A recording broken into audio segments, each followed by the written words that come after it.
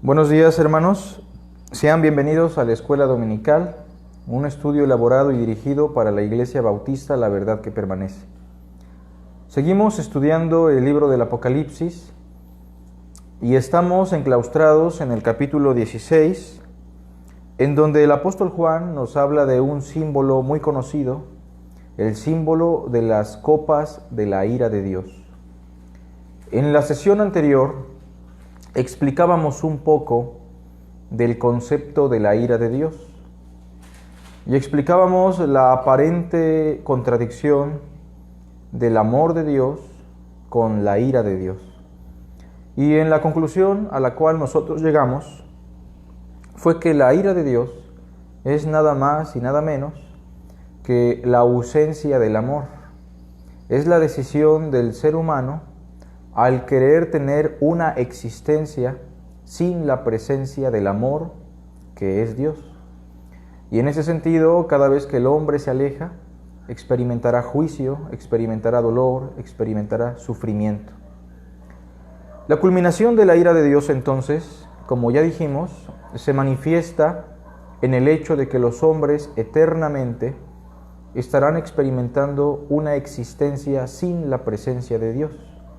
Apartaos de mí, hacedores de maldad, por cuanto todos pecaron y están destituidos de la gloria de Dios, excluidos de la gloria de Dios y de la presencia del Señor. Son términos que aluden a la cuestión de la ira de Dios. Examinamos de la primera a la quinta copa de manera muy somera, pero el día de hoy vamos a hablar de la copa número 6 y la copa número 7, que son también expresiones de la ira de Dios. Pero de manera en particular, estas dos copas ya se perfilan a lo que es la segunda venida de Cristo. Recuerden que en Apocalipsis, tanto los sellos como las trompetas y las copas son el relato de la historia de la redención, desde que Cristo ascendió a los cielos hasta que Cristo regrese por segunda vez.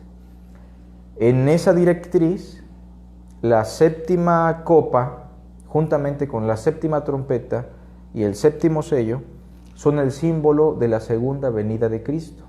Son el símbolo del descender de Dios en la persona de Cristo Jesús. Y aunque los elementos simbólicos, colores, números, son muchas veces distintos, la realidad es que tanto los sellos, trompetas y copas nos están hablando de lo mismo. Es a lo que se le conoce en la literatura apocalíptica como los paralelos. No solamente aparecen en Apocalipsis, sino también en el libro de Daniel. El día de hoy entonces vamos a examinar el capítulo 16 del versículo 12 al versículo 21. Dice así la palabra de Dios. El sexto ángel derramó su copa sobre el gran río Éufrates,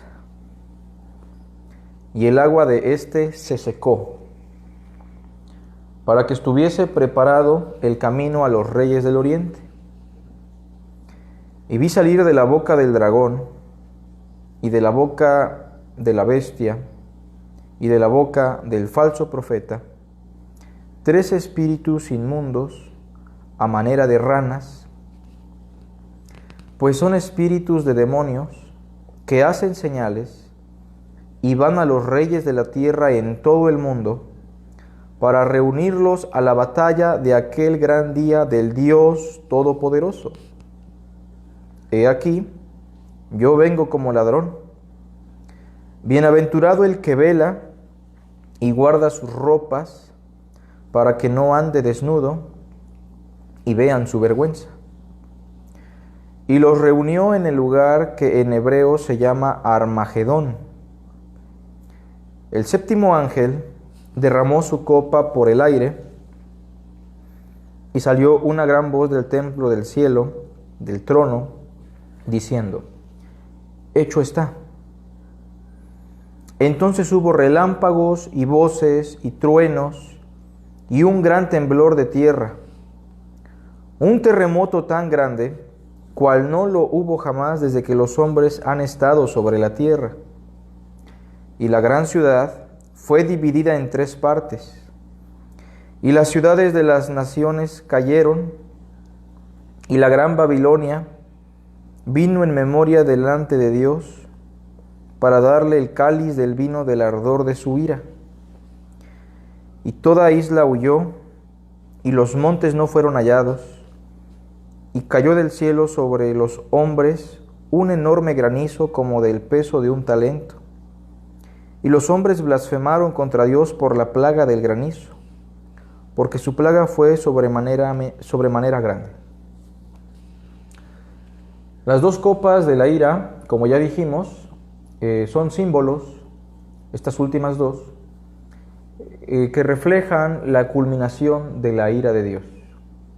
De alguna manera, la 6ª copa es el preámbulo o la antesala de lo que será el regreso de nuestro Señor, mientras que la 7ª copa es, sin duda alguna, la segunda venida de Cristo en juicio para condenar y para darle retribución a esa ciudad perversa a la cual simbólicamente se le llama Babilonia la Grande, y también para darle retribución a todas las naciones que han luchado en contra de la verdad y en contra de Cristo.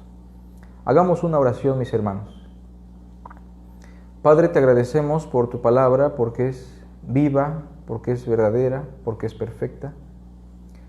Hoy queremos, Señor, aprender, hoy queremos crecer, hoy queremos experimentar el consuelo, la esperanza, el amor. Danos de tu bendición, Señor, ilumina nuestra mente y nuestro corazón. Y en casa, ayúdanos a reflexionar y a apreciar el valor de tu palabra. Te lo pedimos en Cristo Jesús. Amén. Como ya dijimos, la 6ª copa, que aparece del verso 12 al versículo 16, es el preámbulo o la antesala de lo que será la culminación de la ira de Dios, o sea, el día del juicio o la segunda venida. En esta 6ª copa, lo que nosotros notamos es a un ángel que derrama la copa sobre el gran río Éufrates. Se nos dice que el agua de este río se secó y que la finalidad por la cual este río se secó es para que el camino estuviera listo o preparado para que por ahí pudieran pasar los reyes del oriente. Este evidentemente es un símbolo, pero es un símbolo que nos lleva a las imágenes del Antiguo Testamento, en donde los enemigos o los reinos enemigos del pueblo israelita, del pueblo de Dios, por lo regular o eran Egipto o eran los reinos que estaban al otro lado del río. Precisamente de la zona de donde había venido ese hombre llamado Abraham, el hebreo. De aquel lado del río Éufrates se encontraba el reino de Babilonia, que fue el reino que en el 605 llevó cautivo a los judíos. De aquel lado del río también se encontraban los asirios, un reino perverso que en algún momento llevó cautivo también a los judíos del norte a través del rey Sennacherib. Y de aquel lado del río también estaba el reino de los medo-persas, un reino feroz, simbolizado por un oso, que en su momento también causó atrocidades hacia el pueblo de Dios. Y entonces, teniendo eso en mente, y teniendo también en mente que los hermanos de Asia Menor comprenden el lenguaje simbólico de Juan, el hecho de que se explique que el gran río Éufrates ha quedado seco, significa que ya no hay ningún obstáculo para que los reinos perversos, paganos, idólatras, lleguen a la Tierra Santa, la conquisten, la lleven cautiva, la lastimen, la opriman. De alguna manera, la única barrera entre el reino de Israel y los reinos de Oriente, como Asiria, Babilonia, los medo-persas, era ese río caudaloso, el gran río Éufrates. Pero con este símbolo, que Juan toma del Antiguo Testamento, evidentemente no se está hablando ahora del pueblo de Israel. Se nos está diciendo ahora en términos simbólicos que en algún momento, antes de la segunda venida de Cristo, días, años, meses previos a su segunda venida, no lo sabemos, los reinos de este mundo, los reyes, los gobiernos, el sistema de este mundo que es el enemigo del pueblo de Dios, no tendrán ningún obstáculo para oprimirnos, para infringir dolor, para perseguirnos, para tribularnos. Y aunque eso siempre ha existido en la historia del cristianismo, previo a la segunda venida de Cristo, esto se va a tornar en una cacería de brujas a la manera del medioevo, en donde todos los reinos del mundo se van a juntar en uno, sin ningún obstáculo, porque Dios así ya lo predestinó, para que antes de la aparición del Hijo del Hombre, los cristianos, el Israel de Dios, el pueblo de Cristo, experimente el sufrimiento a mano de los mundos, a mano de los gobiernos, a mano de los reinos que están en contra de la verdad. Y en ese sentido, el símbolo de los reyes del Oriente, que afectaban al pueblo israelita únicamente cuando el río se secaba, ahora es una cuestión que nos afecta a nosotros, porque en algún momento, previo a la segunda venida de Cristo, los reinos de este mundo se van a unir en uno para guerrear contra nosotros y de alguna manera para guerrear en contra de Cristo. Si se dan cuenta, se sigue explicando el asunto de este símbolo ya de manera más clara en el verso 3. Y vi salir de la boca del dragón y de la boca de la bestia y de la boca del falso profeta 3 espíritus inmundos a manera de ranas. Quiero que noten, hermanos, que se menciona la boca del dragón, la boca del falso profeta y la boca de la bestia. No porque tengan una boca, literalmente, sino porque existe un poder que procede de una falsa profecía, una situación de engaño, de mentira, de herejía.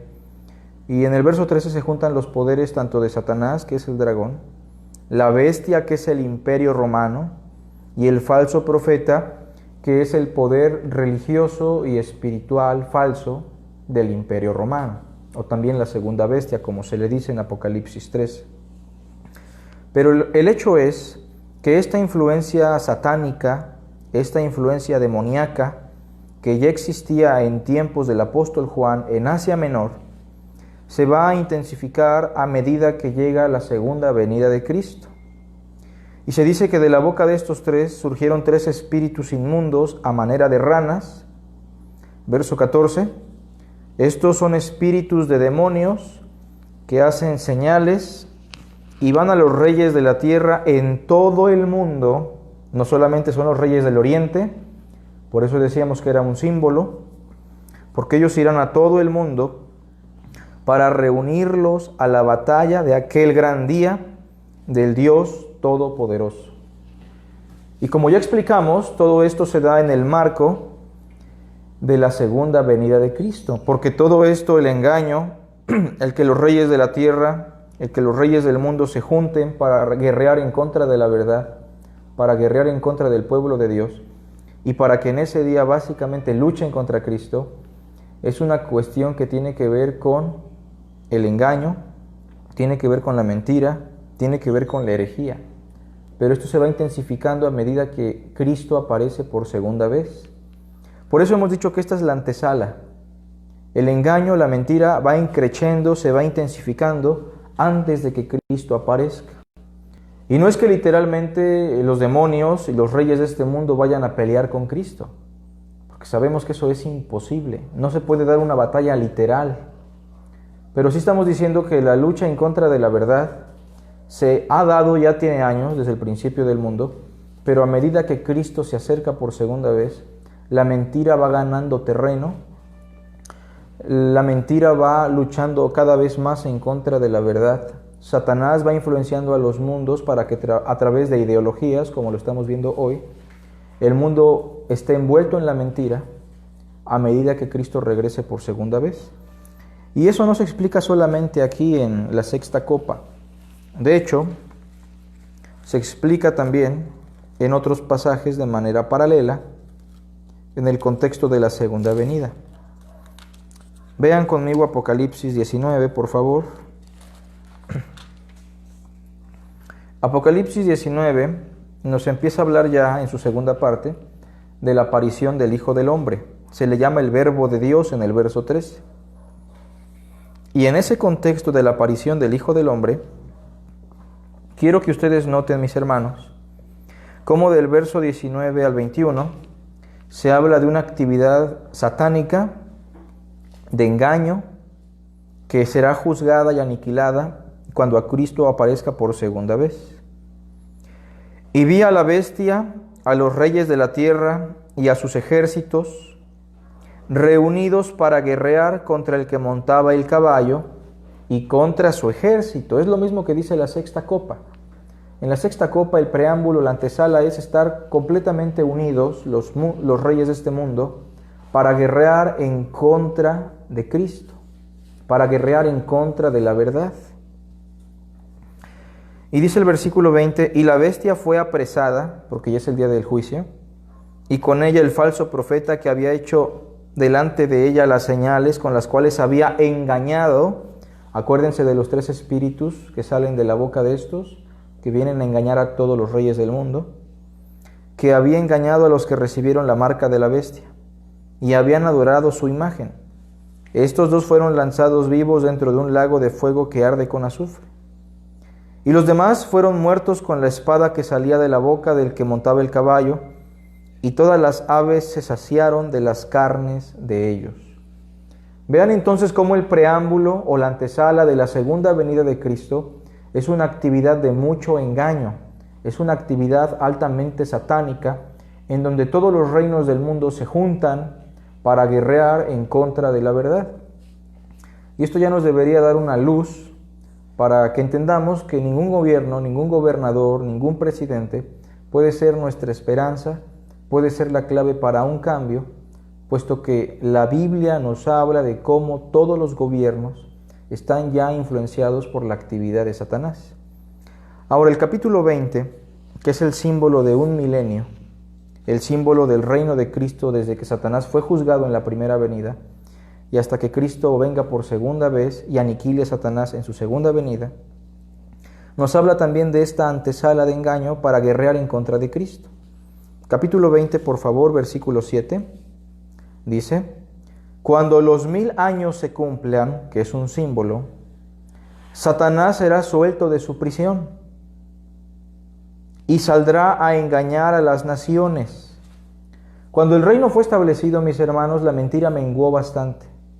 El evangelio de la verdad se empezó a propagar, pero previo a la segunda venida de Cristo, antes de que el Hijo del Hombre aparezca, no sabemos cuánto será ese tiempo, Satanás será otra vez suelto. Satanás volverá a tener una influencia de engaño muy fuerte, y desde mi punto de vista creo que nuestra sociedad ya está experimentando, juntamente con otros pueblos, la gran influencia de mentira con la ideología de género, con la escasez de educación, con la abundancia de herejía, falsas iglesias, falsos profetas, falsa doctrina. Pero el versículo 8 dice que saldrá a engañar a las naciones. Acuérdense, los 3 espíritus de las ranas que están en Apocalipsis 16, o lo que dice Apocalipsis 19, es lo mismo que se nos está explicando aquí. Verso 8, y saldrá a engañar a las naciones que están en los 4 ángulos de la tierra, o sea, a todos los reyes, a todos los reinos, a Gog y a Magog. Gog y Magog son un símbolo que aparece en Ezequiel de pueblos enemigos que iban a guerrear en contra de Israel. Y aquí se usa nada más como el símbolo de los enemigos del pueblo de Cristo, a fin de reunirlos para la batalla. Acuérdense que el Armagedón aparece en el capítulo 16, pero se vuelve a explicar aquí. A fin de reunirlos para la batalla, el número de los cuales es como la arena del mar. Y subieron sobre la anchura de la tierra y rodearon el campamento de los santos y la ciudad amada. Acuérdense que la ciudad amada y el campamento de los santos en la teología de Juan ya somos nosotros, no el pueblo israelita. Y de Dios descendió fuego del cielo y los consumió. Y el diablo que los engañaba fue lanzado en el lago de fuego y azufre, donde estaba la bestia y el falso profeta. Y serán atormentados día y noche por los siglos de los siglos. Notemos, hermanos, cómo esta actividad es una cuestión paralela en la teología del apóstol Juan. Capítulo 16, versículo 12 al versículo 14, es entonces el preámbulo de la segunda venida. Previo a la segunda venida debe quedar muy en claro, el mundo estará bañado de mentira, el mundo estará impregnado de falsedad, ideologías, cuestiones necias. La guerra ya no es con armas, la guerra ahora será a través de la falsedad y a través de la mentira. Ya no importa la biología, ya no importa la embriología, ya no importa la ciencia, ya no importa la verdad. Cualquier ideología que sea aceptada por una persona es verdad. Y eso significa que nuestro mundo está en una decadencia que nunca antes se había experimentado. Basta que un niño se sienta niña para que sea verdad. Basta que un hombre se sienta caballo para que sea verdad. Y aunque esto parece muy absurdo, muchas personas en muchos lugares lo aceptan como verdad y los gobiernos principalmente lo están aceptando y lo están autorizando, lo cual es un indicativo de que estamos básicamente esperando ya la segunda venida de Cristo. Pero claro que esto se puede intensificar más y no sabemos cuánto tiempo puede durar. Lo que sí es una realidad es que la mentira es la herramienta de Satanás, juntamente con todos los reinos, para guerrear en contra de Cristo. O sea, la guerra en contra de la verdad, Satanás no la lleva a cabo con armas, sino con la mentira. Sin embargo, en el verso 15 se nos da una encomienda. El verso 15 dice: He aquí yo vengo como ladrón, en cualquier momento, de manera inminente. Bienaventurado el que vela, el que está atento, el que está firme en la verdad y guarda sus ropas, el que sigue llevando una vida íntegra, el que cuida su santidad, para que no ande desnudo y vean su vergüenza. Verso 16 termina con la séptima copa. Y los reunió en el lugar que en hebreo se llama Armagedón. Satanás, la bestia y el falso profeta reúne a todos los reyes de la tierra en un lugar que se llama Armagedón. Obviamente esto también es un símbolo, mis hermanos, porque en el Antiguo Testamento, cuando los pueblos paganos se juntaban para lastimar a los israelitas y para dañarlos, por lo regular tenemos mucha información en donde ellos se juntaban en el valle de Megido, que en hebreo es Armagedón. Precisamente en ese valle fue que murió el rey Josías, un rey que hizo lo recto ante los ojos del Señor, porque el reino de Egipto se juntó ahí con otros reinos para matarlo.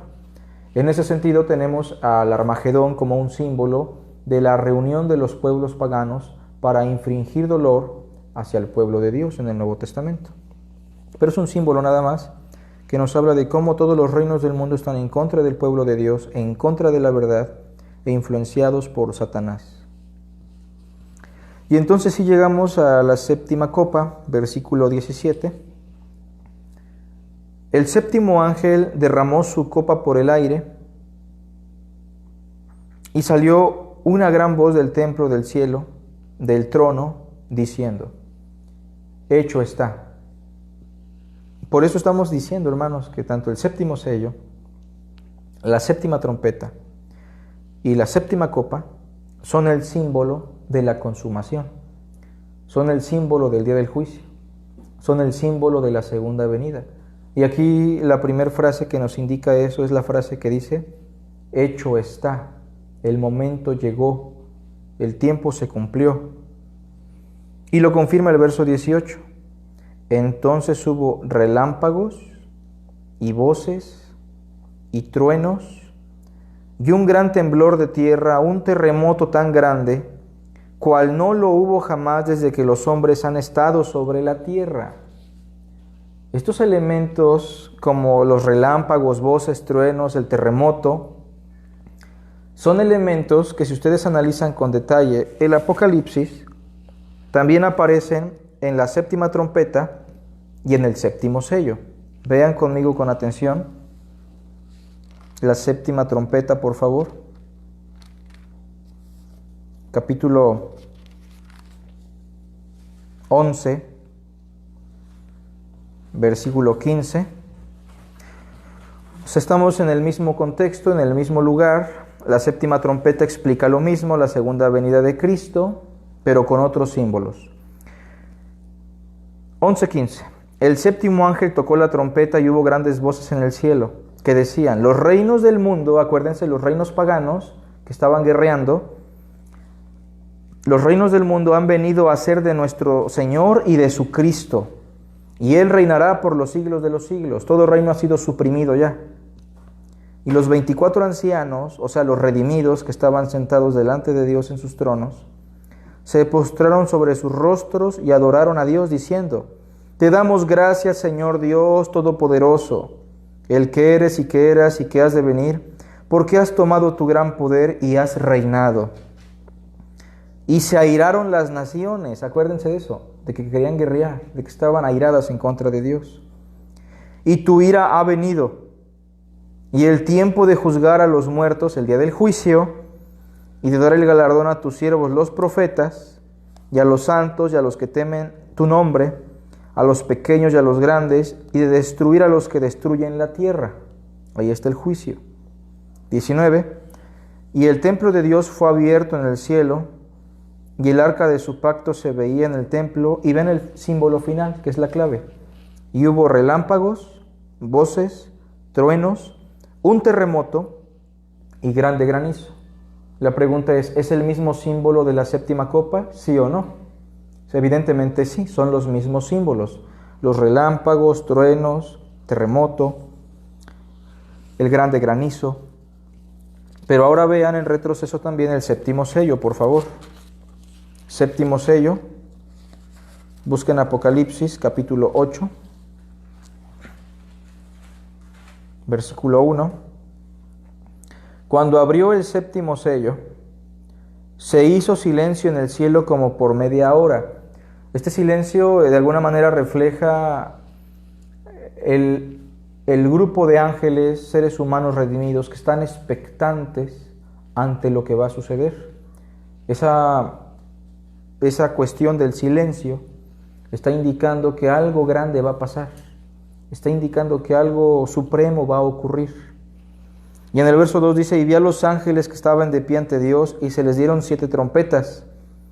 Otro ángel vino entonces y se paró ante el altar con un incensario de oro, y se le dio mucho incienso para añadirlo a las oraciones de todos los santos, sobre el altar de oro que estaba delante del trono. Y de la mano del ángel subió a la presencia de Dios el humo del incienso con las oraciones de los santos.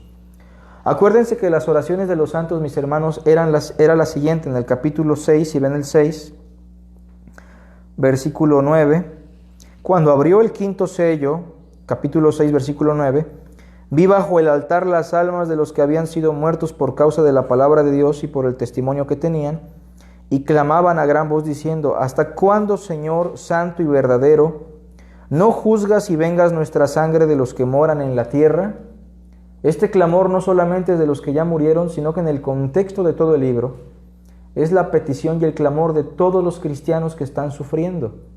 Y entonces en el capítulo 8, versículo 4, cuando dice que el incienso subió a la presencia de Dios, o sea, Dios escuchó ya las oraciones, en el verso 5 dice: y el ángel tomó el incensario y lo llenó del fuego del altar y lo arrojó a la tierra.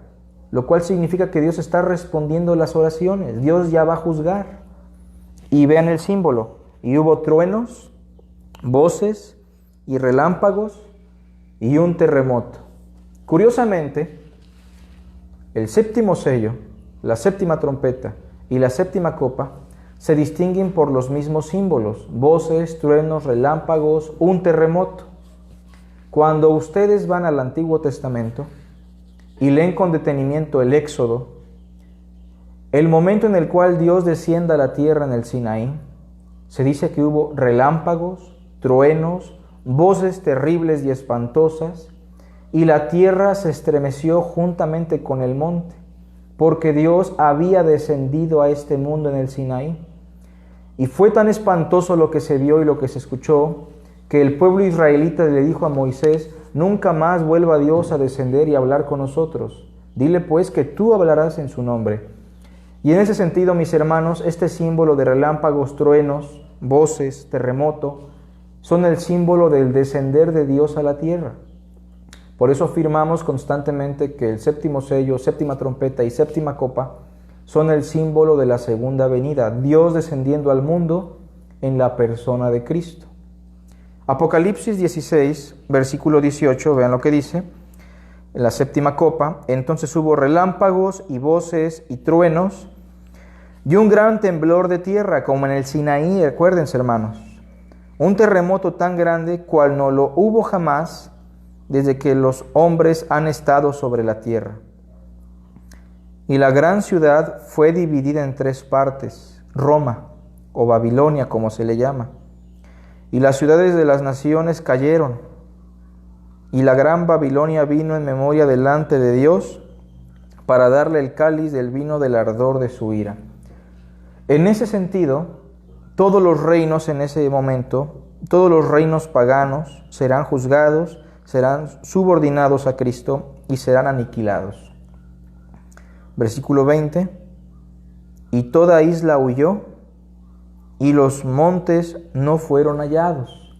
Es una referencia a la destrucción de nuestro universo, a la destrucción del cosmos, a lo que dice Pedro en su segunda carta, que los elementos ardiendo serán deshechos. De hecho, lo dice también Apocalipsis 6:14, si lo buscan. Apocalipsis 6:14, en el contexto de la segunda venida, nos habla de cómo algunos elementos físicos empiezan a desaparecer por la presencia del Cordero. Vean el 6:14. Y el cielo se desvaneció como un pergamino que se enrolla, y todo monte y toda isla se removió de su lugar. Y los reyes de la tierra, en el contexto del 16, Babilonia y los reinos, y los grandes y los ricos, los capitanes, los poderosos, todo siervo y todo libre, se escondieron en las cuevas y entre las peñas de los montes, y decían a los montes y a las peñas: caed sobre nosotros y escondednos del rostro de aquel que está sentado sobre el trono y de la ira del Cordero, porque el gran día de su ira ha llegado, ¿y quién podrá sostenerse en pie? Es el mismo elemento de la segunda venida, pero en Apocalipsis capítulo 16, versículo 20. Toda isla huyó y los montes no fueron hallados. Terminamos con el verso 21. Y cayó del cielo sobre los hombres un enorme granizo, como del peso de un talento. Y los hombres blasfemaron contra Dios por la plaga del granizo, porque su plaga fue sobremanera grande. Y por último se nos habla del reaccionar del mundo inconverso. Así como los egipcios y Faraón reaccionaron con ira ante el juicio de Dios en Egipto, así también los mundanos en el día del juicio, en su mayoría van a reaccionar con odio, con ira, con cólera.